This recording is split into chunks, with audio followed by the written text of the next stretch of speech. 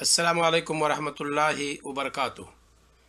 इन्नल हम्दलिल्लाह नहमदुहु व नस्तईनुहु व नस्तगफिरुह व नऊज़ु बिल्लाहि मिन शुरूरि अनफुसिना व मिन सय्यिआति अअमालिना मन यहदिहिल्लाहु फला मुदिल्ल लहु व मन युद्लिल फला हादिय लहु व अशहदु अल्ला इलाहा इल्लल्लाह व अशहदु अन्ना मुहम्मदन अब्दुहु व रसूलुहु। अऊज़ु बिल्लाहि मिनश शैतानिर रजीम व इन्नका लअला खुल्किन अज़ीम। अम्मा आयशा सिद्दीक़ा रज़ियल्लाहु ताला अन्हा से सवाल किया गया रसूल अकरम सल्लल्लाहु अलैहि वसल्लम के अखलाक व किरदार के ताल्लुक़ से, तो रज़ियल्लाहु ताला अन्हा ने कहा काना खुल्कुहु अल-कुरान। नबी करीम सल्लल्लाहु अलैहि वसल्लम का अखलाक देखना है तो पूरे कुरान के अंदर देखो। आप सल्लल्लाहु अलैहि वसल्लम का अखलाक यानी आप सल्लल्लाहु अलैहि वसल्लम कुरान की चलती फिरती तफसीर थे। मुशाहिदीन व मुशाहिदात, सीरत नबवी पर ये चौथी क्लिप है, चौथा दर्स है। हम सीरत के मसादिर के ताल्लुक़ से गुफ्तगू कर रहे हैं, ख़ास तौर से मसदर अव्वल का भी हम जिक्र कर रहे हैं और वो है कुरान। और इस ज़िम्न में हम बात कर रहे हैं कि कुरान रसूल अकरम सल्लल्लाहु अलैहि वसल्लम की सीरत के लिए मसदर अव्वल क्यों है। उसी ताल्लुक़ से बातें हो रही हैं कि देखें किन किन आयात में किन किन सूरतों में नबी करीम सल्लल्लाहु अलैहि वसल्लम की सीरत का बहुत काफ़ी हिस्सा मौजूद है। 2 पॉइंट में गुफ्तगू कर रहा हूँ, नकात की शक्ल में बातों को ले रहा हूँ ताकि आसानी के साथ मैं आप तक बात को, मालूमात को पहुँचा ले जाऊँ और आप भी उसे अज़बर कर सकें, कोट कर सकें, नोट कर सकें। आज हम लेंगे नुक्ता नंबर 19, पॉइंट नंबर 19। क्या है वो ज़रा देखिए। जब कुफ़ार ने नबी सल्लल्लाहु अलैहि वसल्लम को काहिन कहा तो कुरान ने आपकी दिफा में क्या कहा। गोया कि ये भी सीरत का एक हिस्सा है कि नबी करीम सल्लल्लाहु अलैहि वसल्लम जब इब्तदाई मरहला में दावत के आप सल्लल्लाहु अलैहि वसल्लम कार फरमा थे और दावत का बेड़ा आपने उठा रखा था, तो कुफ़ार मक्का ने मुख्तलिफ़ अलक़ाब से आप सल्लल्लाहु अलैहि वसल्लम को नवाजा और आप सल्लल्लाहु अलैहि वसल्लम को शायर, पागल, मजनू, दीवाना सब कुछ कहा। तो यहाँ हम यह गोशा लेते हैं कि जब कुफ़ार मक्का ने नबी करीम सल्लल्लाहु अलैहि वसल्लम को काहिन करार दिया तो पूरी दुनिया जब खामोश थी तो अर्श वाले ने अपने नबी सल्लल्लाहु अलैहि वसल्लम की तरफ से दिफा क्या किया। ये भी सीरत का एक हिस्सा है, इसे भी आप ज़रा देखें। जवाब यह है कि इस बाबत नबी सल्लल्लाहु अलैहि वसल्लम की दिफा में कुरान ने कहा फ़दक्किर फ़मा अंत बिनिअमति रब्बिका बिकाहिन वला मजनून। खिताब किया गया नबी करीम सल्लल्लाहु अलैहि वसल्लम को कि आप याद कीजिए, आप नसीहत कीजिए, आप अपने रब के नेमत से ना तो काहिन हैं ना तो मजनून हैं। दस्त सनासी का कोई भी हरबा आपके यहाँ नहीं है और ना ही जुनून की कोई भी कैफियत आप सल्लल्लाहु अलैहि वसल्लम को लाहिक है। पूरे तौर पर अल्लाह रब्बुल आलमीन ने इसकी नफ़ी की है। और आप जानते हैं कि नकरा जब नफ़ी के सियाक में होता है तो उमूम पर दलालत करता है, यानी गर्चे कुफ़ार मक्का आपको मुत्तहम कर रहे हैं ऐ नबी कि आप काहिन हैं और आप मजनू हैं, लेकिन ये दोनों सिफ़तें आपको छुई तक नहीं हैं और आपके किनारे तक नहीं भटकी हैं। लिहाजा हमारा नबी इन दोनों सिफ़तों से आरी है, इन दोनों सिफ़तों से पाक है। ये 19 नंबर नुक्ता था और पॉइंट नंबर 19। नंबर 20, जब कुफ़ार ने नबी सल्लल्लाहु अलैहि वसल्लम को शायर कहा तो कुरान ने आपकी दिफा में क्या कहा।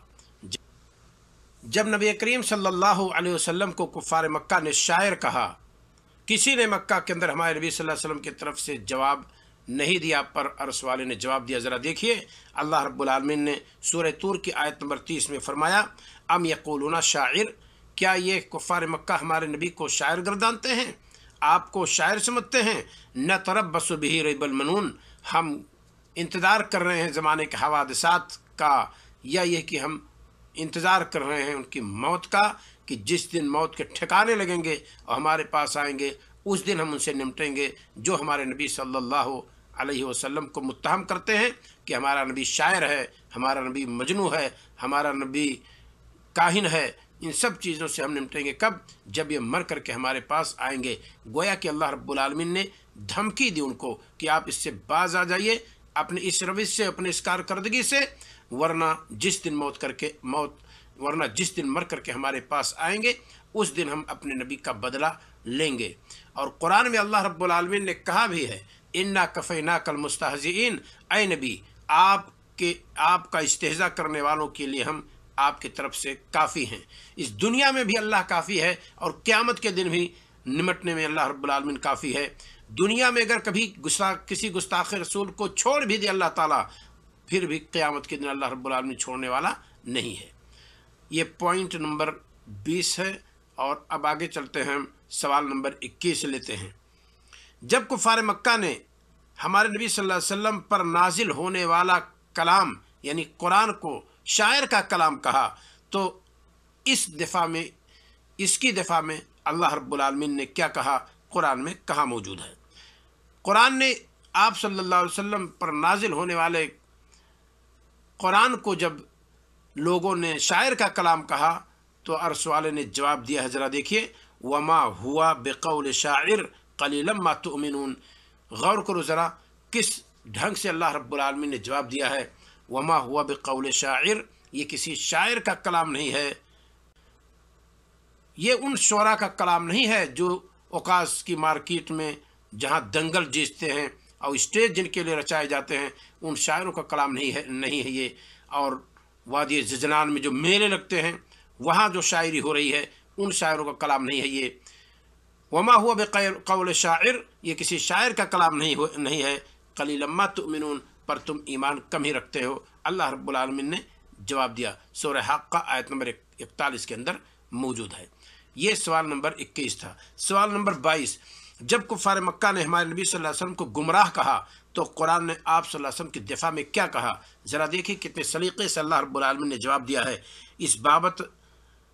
قرآن نے کہا ما ضل صاحبکم وما غوا، تمہارا یہ دوست، تمہارا یہ ساتھی، تمہارا یہ حریف جس کو تم سمجھتے ہو، یہ نہ تو قدرے بھٹکا ہے اور نہ ہی گمراہ ہے۔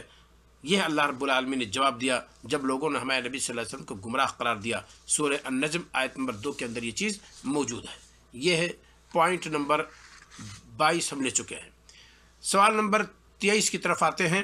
جب نجران کے عیسائیوں نے نبی صلی اللہ علیہ وسلم کے بارے میں کہا کہ آپ خود اپنی پرستش کی دعوت دے رہے ہیں، عیسیٰ علیہ السلام کی پوجا سے تو ہم کو روکتے ہیں، لیکن اس نبی کی خواہش یہ ہے کہ لوگ اس نبی کی پوجا کریں۔ یہ نجران کے کچھ نصارہ آئے تھے، ہمارے نبی صلی اللہ علیہ وسلم کے تعلق سے کچھ چیبے میں گوئیاں ہوئیں ان کے مابین۔ اس طرح سے کسی نے نبی کریم صلی اللہ علیہ وسلم کی طرف سے کوئی جواب نہیں دیا، پر اللہ رب العالمین نے اپنے نبی کی طرف سے دفاع کیا۔ سوال یہ ہے کہ نجران کے عیسائیوں نے جب یہ باور کیا کہ یہ نبی عیسیٰ علیہ السلام عزیر علیہ السلام کی پوجا سے تو روکتا ہے پر اپنی پرستش اور اپنی پوجا کی طرف دعوت دیتا ہے، تو کیا اس کے جواب میں قرآن نے کیا کہا؟ ذرا دیکھیے، اللہ رب العالمین نے فرمایا ما کان لبشر ان یؤتیہ اللہ الکتاب والحکمہ والنبوہ، کسی انسان کو زیبا نہیں جس کو اللہ تعالیٰ کتاب عطا فرمائے، حکمت کی باتیں عطا فرمائے اور نبوت سے سرفراز کرے، نواز دے نبوت سے، ثم یقول، پھر وہ بندہ کہے للناس، لوگوں سے، کونوا عبادا لی، میرے پرستار بن جاؤ، میرے بندے بن جاؤ، کونوا عبادا لی ولا کونوا عبادا لی من دون اللہ، کہ اللہ تعالیٰ کے علاوہ میرے بندے بن جاؤ۔ یہ کہاں زیبا ہے اس بندے کو جس کو اللہ نے کتاب سے نوازا ہو، یہ نبی کتاب سے نوازا گیا ہے، اور حکم چاہے وہ فیصلہ کی قوت لیجئے، چاہے احادیث رسول اس کے اندر آپ شامل مانیں، اس سے بھی نبی کریم صلی اللہ علیہ وسلم کو نوازا گیا۔ اور اسی طریقے سے وما کان لبشر ان یؤتیہ اللہ الکتاب والحکم والنبوہ، اور نبوت سے نوازا گیا ہو، کیا وہ بندہ ایسا کہہ سکتا ہے کہ اللہ کو چھوڑ کر میری پوجا کرو؟ وہ تو اس اللہ رب العالمین کے سامنے حمد و ثنا کر رہا ہے، اس کی جبین نیاز تو وہاں جھکی ہوئی ہے جس نے اسے نبی بنایا، جس نے یتیمی میں اس کی مدد کی، جس نے اس کے سر پر نبوت کا تاج رکھ دیا، جس نے اولاد آدم میں سب سے بہتر جسے قرار دیا، وہ ایسا دعویٰ کیوں کر سکتا ہے؟ وہ تو اس کو یہ زیبا ہی نہیں کہ وہ اپنے پرستش کی طرف بلائے اور اپنی عبادت کی طرف بلائے۔ لہذا اے نصارہ، اے نجران کے نصرانیوں، آپ کا جو دعویٰ ہے کہ ہمارا نبی عیسیٰ علیہ السلام کی پرستش سے روک کر اپنی پرستش کی طرف بلا رہا ہے، یہ آپ لوگوں کا دعویٰ کھوکھلا ہے اور بے بنیاد ہے۔ ہمارا نبی ایسا نہیں ہے، نہ ہمارے نبی کو زیبا ہے کہ ہمارا نبی اپنی پرستش کی طرف بلائے۔ ہمارا نبی تو اللہ واحد کی دعوت دیتا ہے۔ اس نے تو پہلی دعوت جو کوہ صفا پر کھڑے ہو کر کے ندا دی، کہا یا ایھا الناس قولوا لا الہ الا اللہ تفلحوا، لوگوں کہو نہیں ہے کوئی حقیقی معبود سوائے اللہ کے، کامیاب ہو جاؤ گے۔ جن سے کہا جا رہا تھا وہ اگر پیچھے دیکھتے تو 360 معبود ان کے نظر آتے، جہاں بے باک دہل اس طرح سے اعلان کیا ہو نبی نے، اور ان سے کہا ہو کہ لا الہ الا اللہ کہو جو 360 بتوں کے پجاری ہوں، کتنی بڑی بات ہے، کتنی ہمت کی بات ہے، کتنی جوان مردی کی بات ہے۔ اور اس کے باوجود دعویٰ یہ کیا جائے کہ ہمارے نبی صلی اللہ علیہ وسلم نے اپنی پرستش کی دعوت دی ہے، غلط ہے۔ منہ توڑ جواب دیا قرآن مقدس میں اللہ رب العالمین نے، سورہ آل عمران آیت نمبر 79 میں آپ دیکھ سکتے ہیں۔ تو یہ پوائنٹ نمبر 23 تھا۔ پوائنٹ نمبر 24، نبی صلی اللہ علیہ وسلم کی گفتار کو یقینی بنانے کے لیے اللہ نے کیا فرمایا؟ یعنی نبی جو فرماتے ہیں وہ سچ فرماتے ہیں، نبی ہمارا جھوٹا نہیں ہے، صادق مصدوق ہے، جو کچھ بولتے ہیں سچ بولتے ہیں۔ اس تعلق سے اللہ تعالیٰ نے نبی کریم صلی اللہ علیہ وسلم کے بارے میں کیا کہا، کہاں کہا، ذرا دیکھیے۔ نبی صلی اللہ علیہ وسلم کی گفتار کو یقینی بنانے کے لیے اور اسے ٹھوس بنانے کے لیے اور اسے مضبوط بنانے کے لیے اور اسے قابل یقین بنانے کے لیے اللہ رب العالمین نے کہا وما ينطق عن الهوى ان هو الا وحی یوحی، یہ نبی اپنی خواہشات نفسانی کی بنیاد پہ گفتگو نہیں کرتا ہے، یہ جو کچھ بولتا ہے اللہ تعالیٰ کی طرف سے وحی ہوتی ہے۔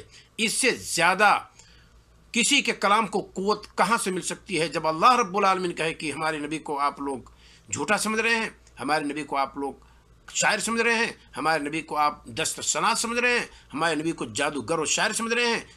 کبھی نہیں۔ ہمارا نبی جو کچھ بولتا ہے وہ ہماری طرف سے جب اشارہ ہوتا ہے تب ہمارے نبی کی زبان کھلتی ہے۔ یہ اللہ رب العالمین نے اپنے نبی کی بات کو یقینی بنانے کے لیے سورہ نجم میں یہ بات کہی، آیت نمبر 3 ہے اور 4 ہے۔ یہ ہے پوائنٹ نمبر 24 ہم نے لیا۔ پوائنٹ نمبر 25، شان رسالت میں اللہ نے کیا فرمایا؟ شان رسالت میں اللہ رب العالمین نے بہت ساری باتیں کہی ہیں، اور اگر قرآن کو آپ کھنگا لیں گے تو بہت سارے نقطے اس تعلق سے ہمارے اور آپ کے سامنے آئیں گے کہ اللہ رب العالمین نے نبی کریم صلی اللہ علیہ وسلم کی رسالت کو قرآن کے اندر خوب واضح طور پر بیان کیا ہے، اور نبی کریم صلی اللہ علیہ وسلم کی شان قرآن نے کس کس پہلو سے بیان کیا ہے اور کس اعتبار سے بیان کیا ہے، کہاں کہاں بیان کیا ہے، ہم ان تمام نکات کو انشاءاللہ آنے والی کلپ میں پیش کریں گے۔ اب تک جو باتیں کہی جا چکی ہیں، اللہ رب العالمین سے دعا ہے مولا ہمیں اور آپ کو نبی کریم صلی اللہ علیہ وسلم کی سیرت کو دقت کے ساتھ پڑھنے کی توفیق عطا فرمائے، سمجھ کر کے پڑھیں۔ ہم نبی کریم صلی اللہ علیہ وسلم کی سیرت ہمارے لیے اور آپ کے لیے رہنما اصول ہے۔ قرآن و حدیث پر عمل کرنے کا طریقہ ہمیں ملے گا، زندگی گزارنے کا طریقہ ہمیں ملے گا۔ جوانی میں ہم کیا کریں، تاجر ہونے کی حیثیت سے ہم کیا کریں، ایک امام ہونے کی حیثیت سے کیا کریں، کمانڈر ان چیف ہونے کی حیثیت سے کیا کہیں، ہر اعتبار سے نبی کریم صلی اللہ علیہ وسلم کی سیرت ہمیں اور آپ کو تعلیم دیتی ہے، اور نبی کریم صلی اللہ علیہ وسلم کی سیرت سے ہم بہت کچھ سیکھ سکتے ہیں۔ اللہ رب العالمین ہمیں اور آپ کو نبی کریم صلی اللہ علیہ وسلم کی سیرت کو دقت کے ساتھ پڑھنے اور اسے ازبر کرنے اور اسے لکھنے اور کوٹ کرنے کی توفیق عطا فرمائے۔ اگلے کلپ میں ہم لیں گے نبی کریم صلی اللہ علیہ وسلم کی شان کو قرآن نے کس طرح سے بیان کیا ہے۔ اللہ رب العالمین ہمیں اور آپ کو نیک عمل کرنے کی توفیق عطا فرمائے۔ تب تک کے لیے السلام علیکم ورحمۃ اللہ وبرکاتہ۔